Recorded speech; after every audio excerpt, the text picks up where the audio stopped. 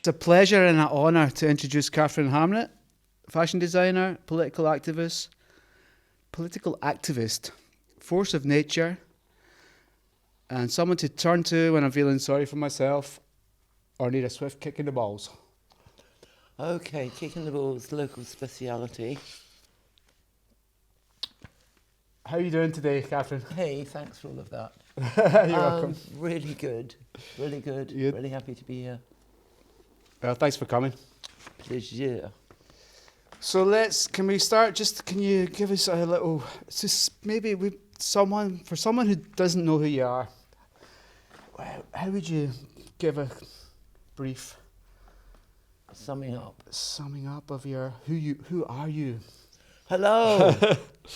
How's that? It's not easy, is it?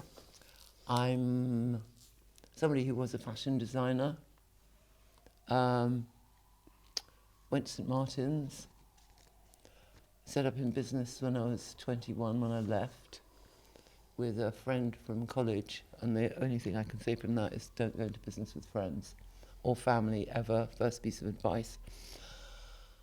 But we sort of chugged along for 5 years, and then I worked freelance, and then I set up my own brand in 1979 with a borrowed 500 quid from a friend who's married to a biscuit queen. In those days, you could set up a business with 500 quid. And it went from there, really. It kind of grew very quickly, flew. Got Designer of the Year 1984. Business was sort of out of control, successful. We were showing in Paris and London and New York and Tokyo and you name it. And it was too good to be true, really. We were so successful. It was such fun. We were selling in 700 of the best shops in the world in 40 countries.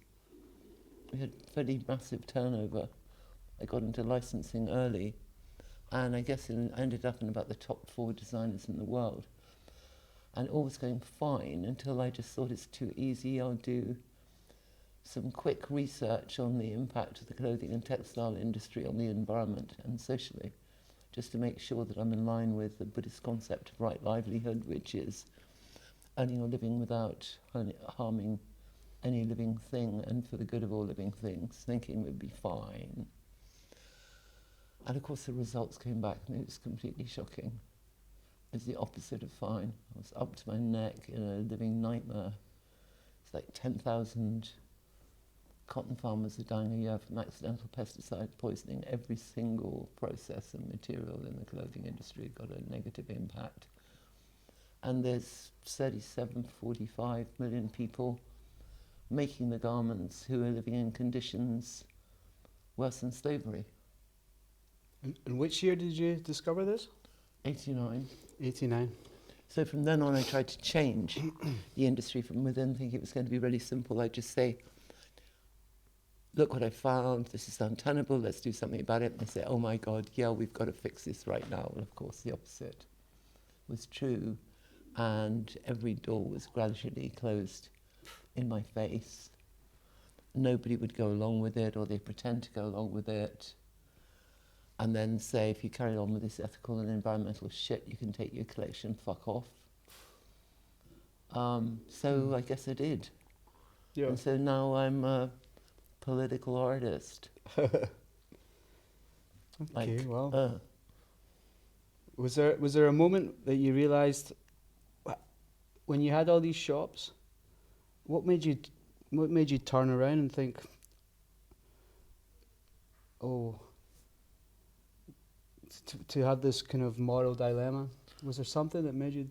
Well, I mean, I've always thought it's easy, because like when you start off, you just want to be rich and famous, like anybody who's going into the fashion industry. And I thought it's a pretty harmless industry, super overpaid, I'll go for it. And I had absolutely no idea, and I don't think anybody had any idea the impact that was happening. But when I realised that, I thought we've got to change it. I can't morally carry on. Same old, same old. I've got to change it. And also, I got such a huge amount out of the industry, you know, had loads of money, like fame, whatever that's worth, all those things that you want, but on the wrong terms. So I thought, well, I've also done inventions. I've actually introduced things in the fashion industry like stonewashing, lycra and denim, things which are super toxic. I'm like a kind of,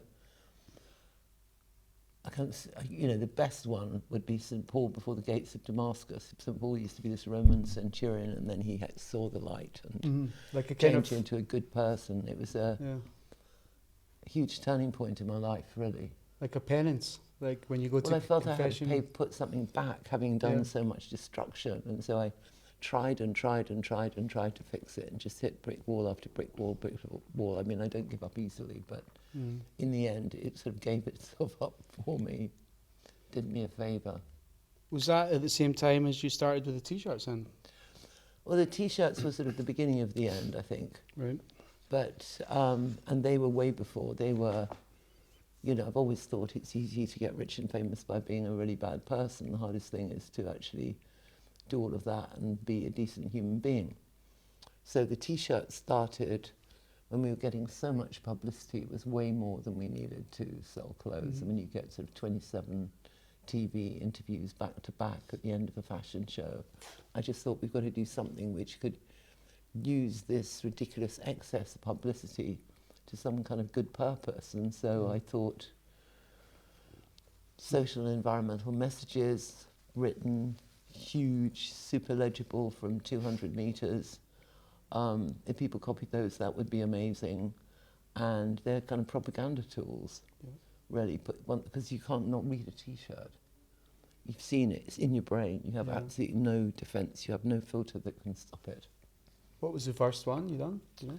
Did Choose Life, which Choose Life came was the from sort of central to the Buddhist philosophy, and Which is she sort of followed immediately with sort of no war, ban pollution, worldwide nuclear ban now, save the sea, save the whales, stop acid rain, and the infamous 58% don't want Pershing that I wore to the kind of government bash at Margaret Thatcher's house. Whoa. You went inside her house? Well, 10 Downing Street, where they have those receptions.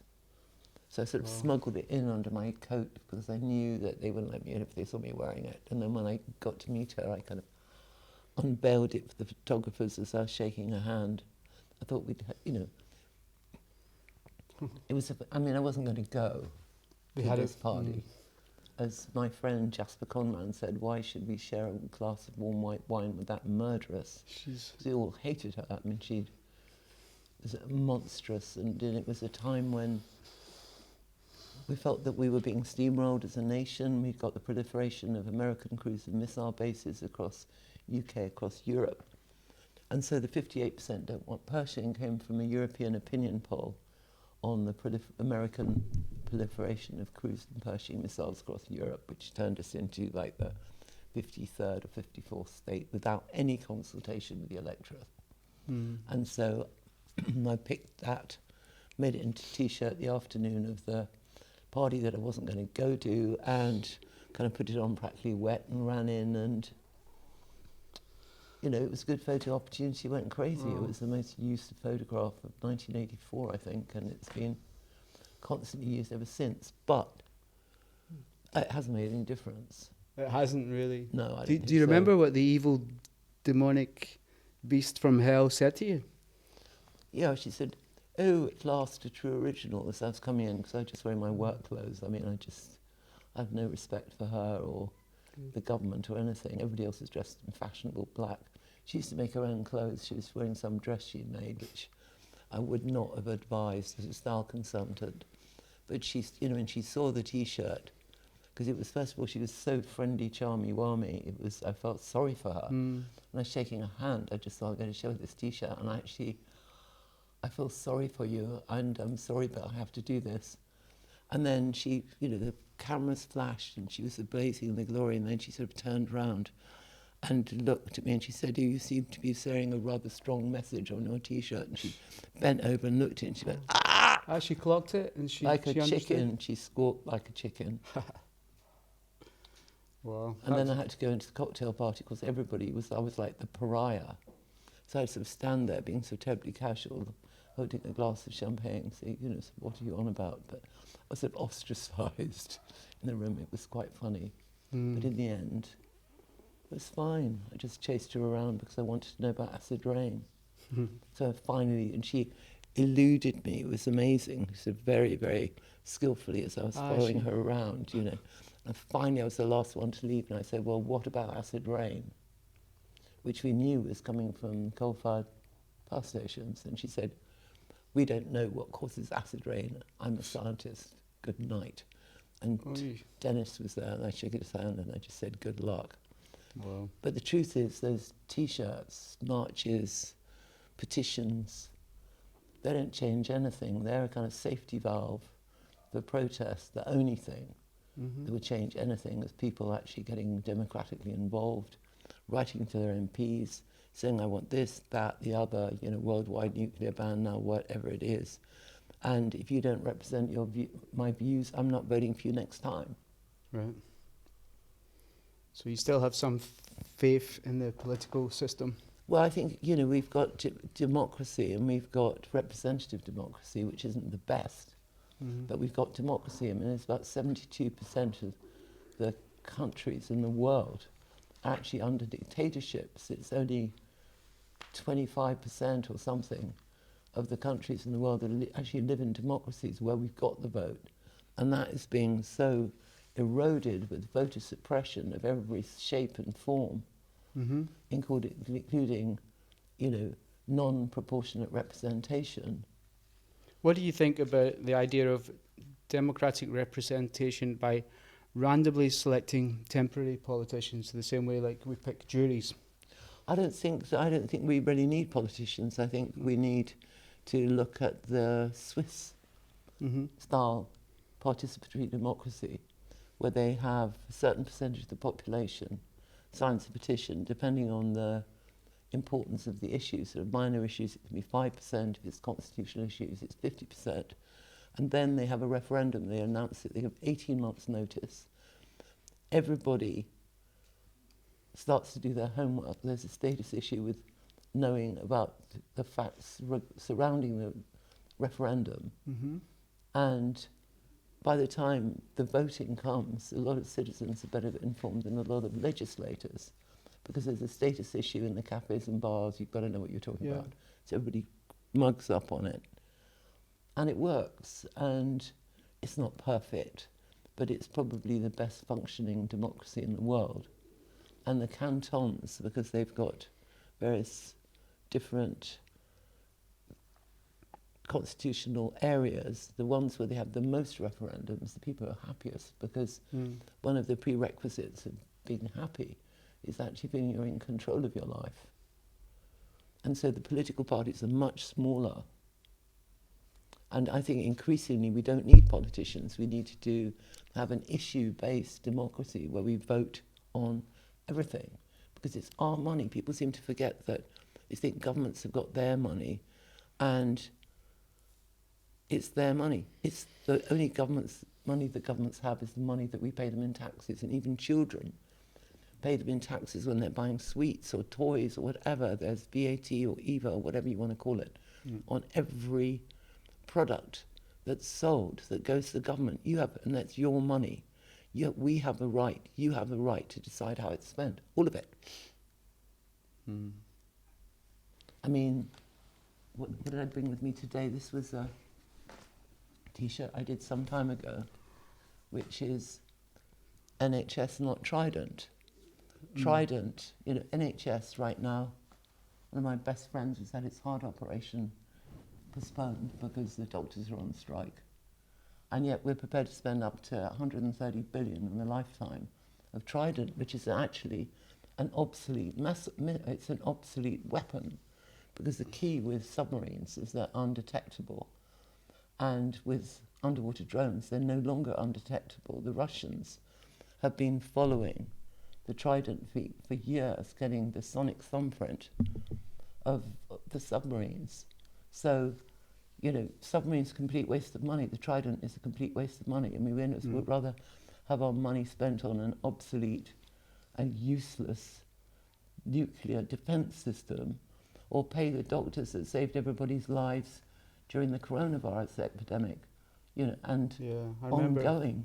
people all ongoing. clapping. What did you think about that when everybody clapped? But then Well, they it's didn't a give them. gesture, but you've still got to follow it through with putting pressure on your elected representative. You've got to look at politicians as a vested interest group just in politics to get re-elected, and the only place you can hit them and get anything happening is where it's hurt, is by threatening their ability to get re-elected. I mean, I really will forever regret that being at the huge Stop the War march before the invasion of Iraq and being up on the stage and seeing millions of people, literally millions of people filling Hyde Park, and not standing up and saying, making myself totally unpopular, but like Beyond the Blues Brothers gig with stuff thrown at you saying, like, go home, because unless you follow this up with pressure on your elected representatives, nothing's going to change. And I didn't say that, and nothing changed. And we went to war based on a lie. Seems to be like. And I mean, the millions of people that have been displaced and killed because of that horrendous decision, it was using our money. Our total failure as the protest movement. We really have to up our game. We can't use these same old tactics. You look at the history of the peace movement, of the anti-war movement, of CND. We've been at it so long. The man-hours, the effort, the time, the commitment, and the rightness of these campaigns, and we've achieved fuck all. I mean, we're on the verge now with what AI, actually working out how to exterminate humans and deciding the best thing is nuclear war, and it's out of the box, and it's autonomous, and God knows if we're going to be here tomorrow. You know, we failed, and we need to up our game as protest. We can't be using these old-fashioned techniques where people are getting hurt, people getting arrested, good people now in jail for no reason, people not being able to travel because they've got criminal records. This is all wrong. So we've got to do it better. Yeah. What do you suggest? Is there a politician, or do you suggest that people should do it locally, to change things locally first? Locally, their own elected representatives. They've got to be targeting them. Those are the ones that we've got power over while we've got representative democracy. And ideally, we should get people in place who can help us devolve into participatory democracy like they have in Switzerland. And there's voting apps now on your phone. There's one developed by Pia Mancini of Democracy OS in Argentina, working with Stanford, which is totally secure. Voting app on your phone. People could vote on their phones. Yeah, why not, right? If you can move money on your phone, you can vote on your phone. So you've been living in Mallorca how long? Well, I've had a house here, like a kiddie's holiday home, for the last 40 years. 40 years. But I'm living here now because I Brexited with my entire family. I just refused to carry on living in England. Could see that. So was opposed to leaving the EU for economic reasons, educational reasons, and this hideous racist vote. Brexit was Racist. Yeah, basically. It's a racist vote. Wasn't it just a schoolboy squabble that turned into something? Like a public schoolboy squabble? That's what I thought. That's what I heard. I think they were sort of lured by promises of, you know, from this sort of uninformed point of view, of huge trade deals with America, but seemed to have ignored for some reason that we had the most superb free trade deal with the largest, richest economy in the world. The EU population 550 million, as opposed to America population 350 million. A lot of them are poor. Or, you know, Australia and New Zealand population 28 million, half the way around the world. You know, and how does that compare with the free trade agreement with Europe and the matching free trade agreement with Japan? So by being part of Europe, we would have access to 550 million Europeans and 120 million Japanese. I mean, it just doesn't make any economic sense whatsoever. I mean, I can say that because I was a manufacturer, an exporter, and actually won awards as an exporter, so I do actually know what I'm talking about. Yeah, it's been a disaster. Disaster, and it's going to get worse. Yeah. Yeah, it was like Brexit came around the same time as Trump, right? Or was it before or after? It was all these things happened, like Brexit, Trump, the pandemic, and before that 9/11, and all these things seem to have. Invasion of Iraq. And now there's a war, ongoing war. Destabilization of the Middle East completely. They all seem connected to me somehow, in some kind of loss of freedom. Well, there's one side of it. There's the, the military-industrial complex in America that wants a low-level war. You got Russia that wanted a weakened NATO, wanted weakened Europe, and so there's propaganda, manipulation, schemes coming from all directions. We don't know if China had anything involved, but sure as hell Russia did. And Bannon and that crew, Wow. super white supremacist monsters. Yeah. And the skills that they had were brilliant. They were far superior to anything the UK was coming up with. If you ever saw any of the social media posts that were coming through from Russia, the racist ones, they were subtle, they were clever, they just got people in a way that they just had to admit they didn't really want, they didn't want immigrants, because they'd forgotten that most of the immigrants were doing all the jobs that they didn't want to do. And now they're stuck, nobody can get anything done. Passport office, anywhere, entertainments industry, restaurants. But I mean, worse than that, there's things like the Erasmus program, educational exchange, huge cultural investment the EU was making in the UK, and all the regulations which were, higher than the standard UK. What people seem to forget is the EU actually gave people 4 weeks holiday a year instead of 3. Whoa. It was a huge advantage to being a member of the EU. Now we've lost all of that, and it's very sad. You don't think there's a way to get it back, or? We'll just have to renegotiate to re-enter the European Union, but it doesn't look like Keir Starmer's going to do it. I mean, he's sort of shifted further so far to the right. He's probably to the right of Rishi Sunak. And is he the Labour guy? Yeah, he's the. I don't even know. Yeah, he's the. My God. Head of the Labour Party. He's a very, very disappointing man.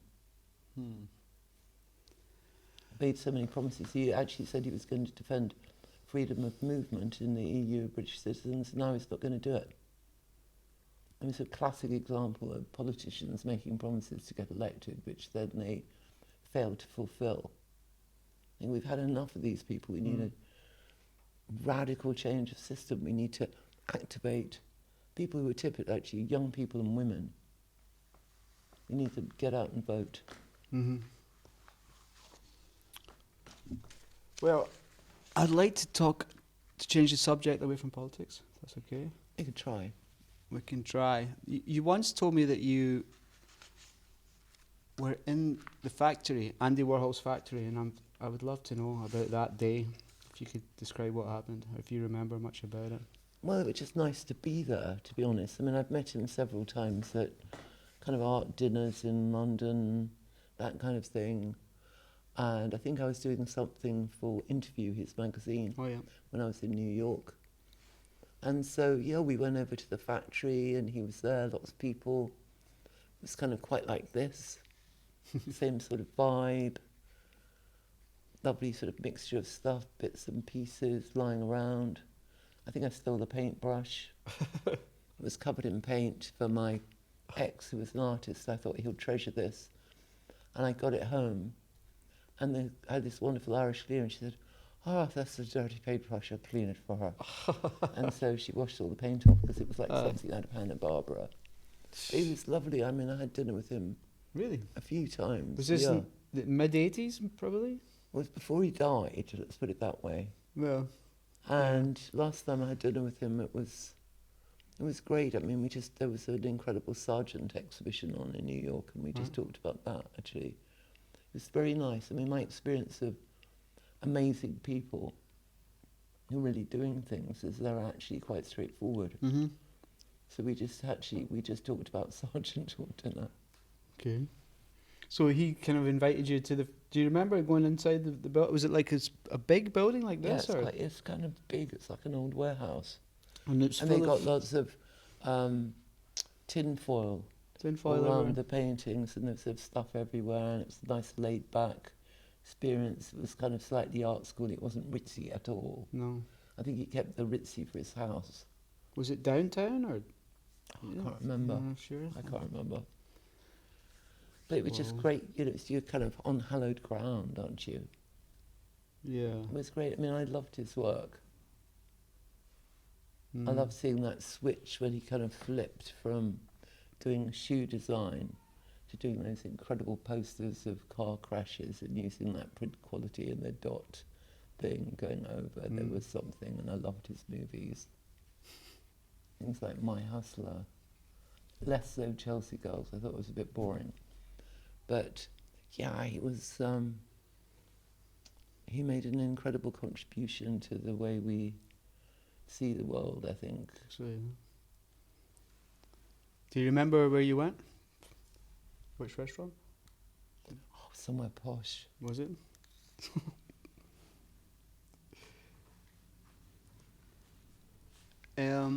Is there any? Do you mind if I just ask you some quick fire questions? Okay, well, so I'll far away. I may not answer them all. Favorite movie? Oh God, you need to give me notice about that. Ah, Hundreds, hundreds, starting from the beginning. Is it Méliès, The Silenite? I don't know. I just watched Duel again recently. I mean, there's so many amazing films out there. So many incredible films that have been made, like Fritz Lang, Mano, Eisenstein. I mean, I must admit, I like pre-80s films probably better than post on the whole, because, you know, Fritz Lang, so many, I mean, all the Busby Berkeley musicals, like the most incredible, obscure Hollywood films. I mean, the more modern films like La Haine, Schindler's List, you know, Sophie's Choice. I don't know why I'm laughing. I don't know, or you know, I need a month's notice. Have you been to the cinema recently? I'm dying to go. Yeah. I mean, I'm watching films on, you know, by computer, but I'm dying for the cinema experience. Yeah. We kind of got used under lockdown of that sort of privation that you weren't ever going to go to the cinema again. But yeah, now it's time to go back. Yeah. Did you spend lockdown here in Mallorca? Or were you? Yeah, yeah, I did. It was great. Loved it. So I had a dog. Ah, okay. So I had the dog, so I had this passport to freedom. People even offered to rent him off me because you could actually walk, and you were on the edge of the mountains, and the goats and the sheep and the ducks and the geese were in the street. It was beautiful. It's fantastic, yeah. Yeah, no kind of contrails in the sky. Quiet. And then the Guardia Civil going out with the horns blaring and stopping outside people's houses and getting out their guitars and singing happy birthday to you. I mean, it could have been sweeter. Yeah, yeah. And We were lucky here, I think. And I went to London and I was quite shocked at the difference in attitude. People seemed to be so angry. I mean, people could have been really angry here because the Guardia were pretty severe. There's one poor guy who took his bike down from the Solier town to the port to see if his boat was okay. And they fined him €600. Or there was another friend of ours who was sitting outside a shop after he'd bought himself a beer and he got fined €600. I mean, they Sure. were fairly enthusiastic about fining. But people, everybody wore masks. There wasn't a big issue. They just thought it's out of consideration for other people, and so they just got on with it. I mean, when I came back to England, I nearly got to fight in Sainsbury's. Yeah, we were lucky here. I mean, I used to sneak down to the beach and swim, and the police would be there, and I would just wait. And then they would go, after 20 minutes, they would go, and I would swim back, and I would be okay. But we were very lucky to have. I think people in big cities had a bit different experience I of had it. a terrible time. I mean, I was like, I don't need to get vaccinated, I don't care. But they were telling me that's very selfish, and I can't. But that's a bit of a hot potato, the vaccination thing, anyway. And it's not really been resolved. No, I know, and it sounds scary and scary. I mean, I had 3, and now I'm thinking, oh dear, maybe all the things that are wrong with me now are because I had vaccinations, but they also could be because I'm 100. Yeah. Who knows? Who knows? So what do you think about this war that's going on at the moment? You seem to blame Russia, but I don't I'm blame not sure. Russia. It's I not blame, so simple, yeah. well, I mean, I blame NATO. NATO or... I blame NATO because I think they had a chance to negotiate a way out of that, and also because they broke their promises. They don't seem to want to. With the fall of former Soviet Union, they made promises that they weren't going to expand NATO further east. I mean, NATO's not got the greatest track record, sort of peacekeeping organisation. It's more like a war machine. You get the feeling that it's been kind of abducted by the military-industrial complex, American. They seem quite happy it's a fantastic, market for Western-produced or any produced arms. I mean, what about ceasefire? We should be having a ceasefire now. I mean, I know the bonus, the cherry on the top of the icing of a war like invasion of Iraq is a reconstruction, but to turn a country to dust. Millions died. Millions of lives and the whole country to dust, their cultural heritage, the whole alma of the country reduced to, devastated war zone. Is it worth it? Wouldn't it be better to stop and negotiate a way to a peace while there's still something left? And of course, that's not even including the danger of something happening to a nuclear power station, which would be 10 times the size of Chernobyl. My understanding is that Putin wants to negotiate. He wants to negotiate, and it seems like the West are less willing to negotiate. Because they're completely bought by the arms lobby. Yeah. I think that's what's happening. And if you look what happened in Tennessee with those young lawmakers who were kicked out because they were kicking off after the latest massacre on gun control, that they were kicked out. That was yesterday, yeah. I mean, they were reinstated, which is amazing, and I hope that that's a historic turning point. But how can the gun lobby is part of the military-industrial complex. They're selling war weapons to 16-year-olds, 18-year-olds. Children 16? are getting hold of this stuff. Well, maybe I made that up, but you're pretty young to be able to buy a gun. I think a young kid of 6 killed somebody recently. Oh, shot his teacher. Yeah. It's got to stop. But it's that machine now has infiltrated not just the planet with these ridiculous, there's more guns unnecessary wars. In America, I think there's civil gun for each society. person. Yeah. I mean, I know if I'd had a gun, I'd have probably shot my kid's dad so many times he'd have looked like Broderick Anglais. I mean, I think I think England had the same gun laws as America. You wouldn't be able to hear yourself speak for gunfire. So I think you just got to keep the guns away from the people. Yeah, no guns, no war. Yeah, I mean, we've got bigger problems now. Yeah. We've got, unbelievable climate change, and we can't afford war anymore. We need to be getting on with saving the planet before we go and we take everything else with us. Yeah, I've noticed when I'm out in my kayak, each year I see some strange new creatures floating around, And the sea has dropped about that much. And it's the lowest it's ever been. I don't know why it's so low, but you can see the salt. So, who Yeah, knows? I've noticed that. You should check it out. It can't be just to do with atmospheric pressure. Can I ask you about this disconnect that bothers me a little bit, about the reality of life here, particularly in the Tramontana? There seems to be a disconnect between the real world and the social circles that I'm on the edge of. The people that are kind of wrapped up in this cocoon of celebrity or beauty or wealth. I don't know any of them. You're hanging around with the wrong crowd. Yeah, I'm not hanging around with him. I think there's a disconnect because people want to come here because they want to run away.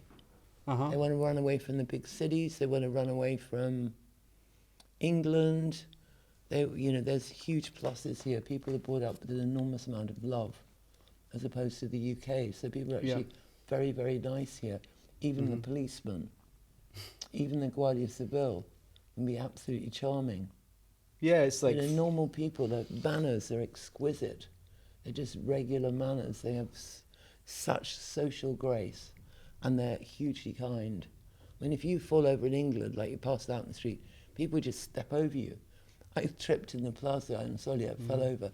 10 people rushed to my aid. I mean, it was, it was extraordinary. It's very different. I think it's a nice place. It's considered a lot safer. It's got a lower crime rate. And then, of course, there's beautiful weather. We've got beautiful weather now, which also means we may be on the edge of a massive drought. So this beautiful weather is a kind of sugar-coated pill. Mm-hmm. No, I just returned from Scotland for my annual visit, and I was so happy to be back. I appreciate it so much living here. But my son wanted to stay because he liked the cold weather and the rain. And his friends and family. And it's a nice change for him. But yeah, what do you think about the cultural scene here in Mallorca then? Well, there's a lot of music, which is great. And there's a lot of imported music. There's also a lot of local music. And a lot of local music is a tradition when they can make music out of almost anything. Mm-hmm. I heard of, like, my cleaner had her birthday the other day, and they went up into the mountains for Casita, and somebody started playing the drums on the table, and somebody else got out a flute, and there was a guitar tucked away, and they were jamming, and people were dancing till 2 o'clock in the morning, and it was just this sort of spontaneous thing. But I think there's a lot of African heritage here. I think the African town plan is the plaza. African attitude to children is that they're all our children. So if you're in a plaza and a little kid starts to run out into a street, 3 strangers will leap up and grab it. It's very different. Yeah. It's very different from the UK. There's a kindness here. The way that they are with the children is extraordinary. You never see a woman carrying a child, it's the father.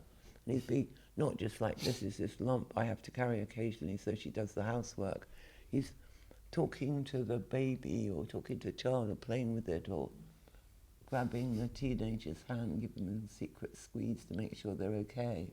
Mm. It's a much more loving society. Yeah.